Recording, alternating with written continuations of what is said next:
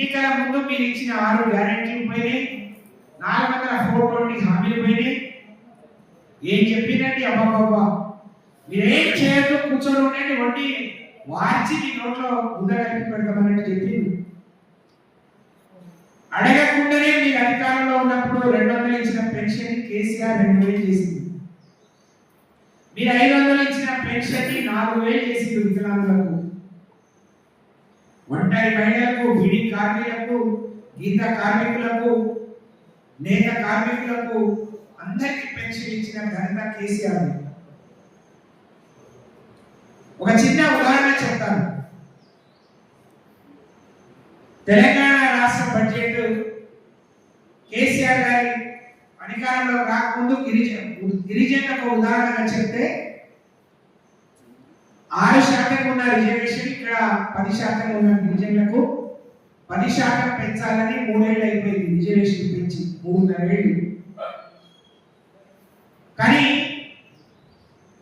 Day 1 నుంచి 10 ఏళ్ళు 10 సార్లు ప్రవేశపెట్టిన బడ్జెట్ లో 10% నిధులు గిరిజన సంక్షేమానికి కేటాయించింది. ఈ ప్రాంతంలో ఎక్కువ మంది గిరిజనులు ఉన్నారు. గిరిజన ఆవాసాలకు రోడ్లు వేయాలి, గిరిజన తండాలకు, కోయగూడలకు బీటీ రోడ్లు, సైడ్ కాలువలు, ఒక్కటి కాదు అన్ని మౌలిక సదుపాయాలు మరి చేసి పెట్టిన ఘనత కేసీఆర్ గారు. కానీ ఈ 2 ఏళ్లలో 2.5-3 బడ్జెట్ లో కేటాయింపులు చాలా ఘనంగా అంకెల గాలిని తప్ప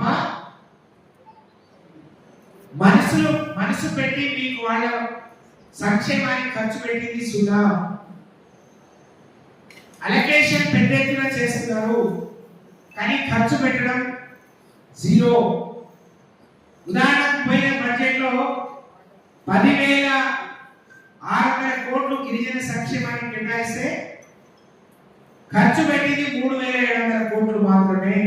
3% కూడా 10%గా ఉన్న గిరిజనులకు మీరు ఖర్చు పెట్టింది 3% మాత్రమే. యంగ్ ఇండియా స్కూల్స్ అని తీసుకొచ్చింది, యంగ్ ఇండియా ఇంటిగ్రేటెడ్ స్కూల్స్ అని తీసుకొచ్చింది. ఉన్న గురుకులాల్ని దివాళా తీయించింది. తెలంగాణ రాకముందు గిరిజన సంక్షేమానికి గిరిజన పాఠశాలలు, గిరిజన గురుకులాలు 91 ఉంటే కేసీఆర్ వచ్చిన తర్వాత 108 పెంచింది. కానీ వాటి నిర్వహణ కూడా సరిగ్గా నిధులు ఇవ్వట్లేదు. అందుకనే ఈ 2.5 ఏళ్ల పాలనలో 170 మంది గురుకుల విద్యార్థులు చనిపోయింది. ఎంత దుర్మార్గం, ఎంతకంటే దుర్మార్గం ఉండదు. ఇప్పుడేమో నేను పిల్లలకు బ్రేక్ఫాస్ట్ పెడతా, ఇంటర్మీడియట్ విద్యార్థులకు లంచ్ పెడతా అని మాట్లాడుతున్నాడు. ఇందాక కవిత గారు చాలా ఉద్యోగస్తులకు, పెన్షన్దారులకు ఏ విధంగా మోసం చేసిందో చాలా గొప్పగా చెప్పిండు. మీరేమన్నారండి? ఆశా వర్కర్లకు అప్పుడు 500 జీతం వచ్చే ఒక కార్డు చేస్తే 500 వచ్చేది. కానీ 9,800 మేము జీతాలు పెంచాం. 4,200 అంగన్వాడీ టీచర్లు.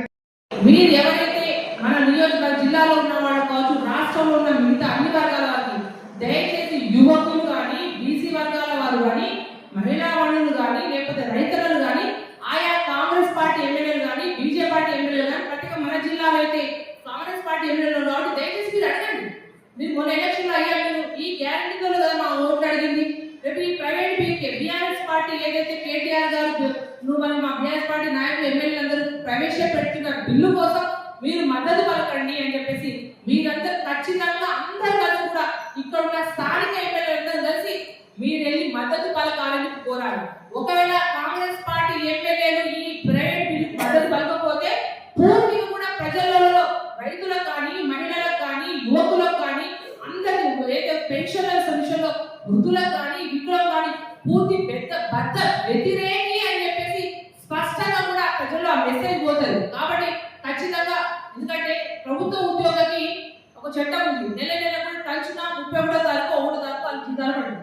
ఆ జీతాలు ఎక్కడైతే చట్టబద్ధంగా వాళ్ళకి అకౌంట్లో పడ్డాయో మళ్ళీ మనం అసెంబ్లీలో ఏదైతే యాక్ట్ తీసుకొస్తే ఆ విధిగా మీకు ఇచ్చే 2,500 మహిళలకు ఇచ్చే 2,500 కానీ, పెంచే పెన్షన్లు కానీ రైతు భరోసాలు కానీ ఏదైతే కూలీలకు ఇచ్చే డబ్బులు కానీ బోనస్లు కానీ అన్ని కూడా విధిగా చట్టబద్ధంగా అన్ని కూడా ఎవరు కూడా మీరు దేని అయ్యా అప్ప ఇవ్వండి అని చెప్పకుండా మీరు డైరెక్ట్ కూడా మీ అకౌంట్ లో జమ కావాలంటే రేపు శుక్రవారం ఏదైతే బిల్లు ప్రవేశపెడతారు మరి దాని బిల్లు లోపల వాళ్ళు ఎవరు చేస్తారో లేదో కానీ ఖచ్చితంగా మేము మద్దతు పథకాలు కోరుతాము. ఉదాహరణ